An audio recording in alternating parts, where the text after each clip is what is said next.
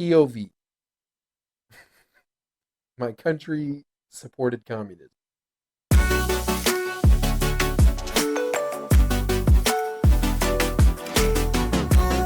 Welcome back to the channel, everyone. I'm your host, Fatty Daddy. As always, you can call me Fatty, you can call me Daddy, and if we're really close, you can call me Big Papa. Now, today's video is a nice one. It's the SKS. Many of you know it. Many of you have them. And you may wonder, why does this look a little bit different than the actual shooting at the SKS you guys shot? Well, we went to a gun show, and we actually just stumbled across the bayonet for this thing and the non-detachable 10-round magazine. So he decided to put this on because this is not my gun. This is my editor's gun. And he decided he'd rather have this than those the detachable 30 rounds magazines and stuff. Yes, it does have a bayonet on it. It is, I think it's supposed to have a spike bayonet, but the blade kind of fucks, to be honest with you. I mean, the reach on this thing is kind of long, you know. A little bit about the gun. These guns were produced by the millions. They are everywhere. Now, this particular gun is a Chinese Rinko SKS. It had a little bit of bubbling going on to it. He's currently trying to replace this butt pad with the original plate. He's trying to find one. Could not, for the life of him, find one of these that was less than $100. And same goes for the bayonet. Now, we were at this gun show, and we were going through a box, and we just found one of these. And I went up to the person, I said, "Hey, how much for this 10-round mag for an SKS?" And he looked at it, and he goes, $20. And I got to tell you, I've never pulled my wallet out so fast, because he didn't have his money with him, so I paid for it, of course. He paid me back, but you don't really pass up on something like that. When there's a good deal, there's a good deal, especially when it comes to guns. Now, the bayonet was like $60, so still save some money on that. Still doesn't have the cleaning rod. Pretty sure he's looking for one of those too. Has an aftermarket, I'm pretty sure, dust cover, question mark. I'm not 100% sure. Has a little Picatinny rail. He had a hollow sign on it. He didn't really care for it. He does like it, but he doesn't. I don't know how to feel about it. You can see the irons through the underneath of it, so that's nice. It's a nice thing to still use. It's really accurate. Shot pretty good groups at 100 yards with it. Off camera, of course, so you'll just have to believe me. Interesting.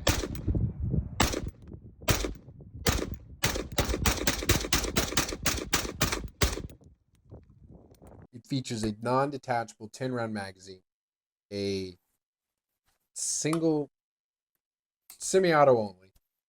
They did, in the Middle East, kind of goober up some to make them full auto. This is your safety.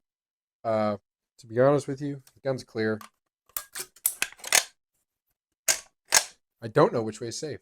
I'm pretty sure forward's safe, which it is. Then back is fire. The hole in my ceiling. I'm just kidding.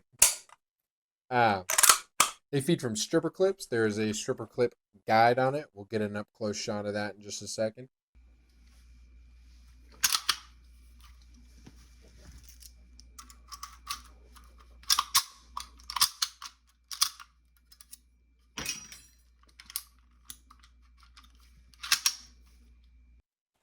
And this is not an original sling swivel either. He had to put this one on.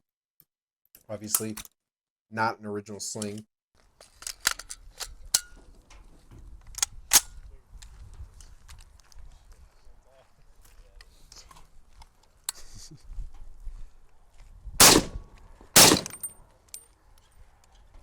It's got a nice chin weld.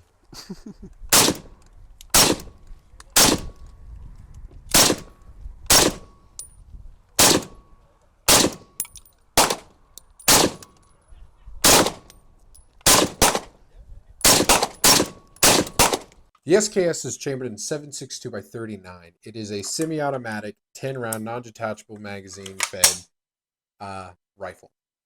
I think I checked all my bases. It is one of the guns of all time. It is every college student's favorite first gun. It's his first rifle. It is also Bubba's favorite victim.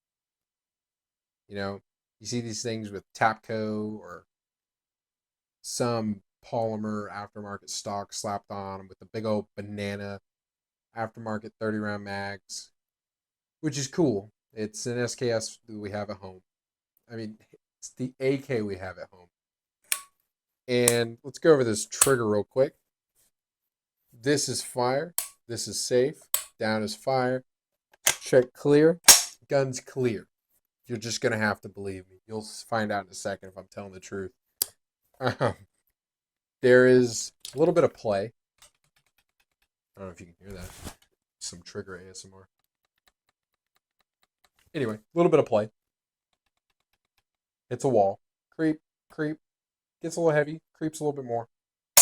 And then breaks. That's weird. Anyway, it's a cool rifle. It's an interesting rifle. A little bit longer barrel, so you get a little bit more velocity out of that 7.62 by 39, which is already kind of a rainbow-esque trajectory projectile. But that doesn't really matter because we use this to shoot trash. He used it to shoot trash. I shoot it too. It's a fun gun. Honestly, you can't go wrong with it. How much they're going for, though, is kind of sad. I hear old dudes all the time tell me, they got a crate of them for like $100. Oof. Can I get some? That shit's crazy.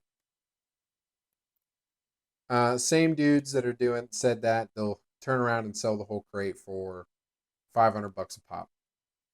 It's a bit of a nuisance. It's a bit annoying.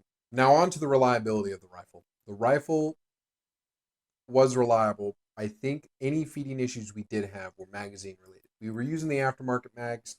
We were using steel ones, polymer ones. The polymer one actually, we'll show the clip here soon, ate shit. A round push clean through the front of the mag, broke a chunk out of it.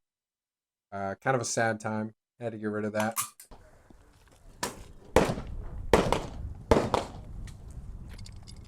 Focus. The round pushed through. Other than that, these 10-round mags, I've heard, are a lot more reliable. Something tells me that that would be true because that's how they come. Now, other than that, thank you for watching. Like and subscribe if you have not already. And remember, guys, the Second Amendment says shall not be infringed. Not infringed a little. Not sometimes if you want, you can infringe. No, it says shall not be infringed. And me, and I'm sure many of you, certainly wish we could have more guns like this in the country for more affordable prices. Not even this. We should have SVT 40s. We should have Gewehr 43s or whatever they are. STGs. I really like the old stuff. We should have these imports, AKs, Yugos, all of it. We should have it all coming in, but we should have newer ones coming in too. Remember, gentlemen, the Second Amendment is under attack. And we cannot forget that the rights of the people to keep and bear arms shall not be infringed. That is an absolute. Without the Second Amendment, we have nothing. Thank you, and God bless.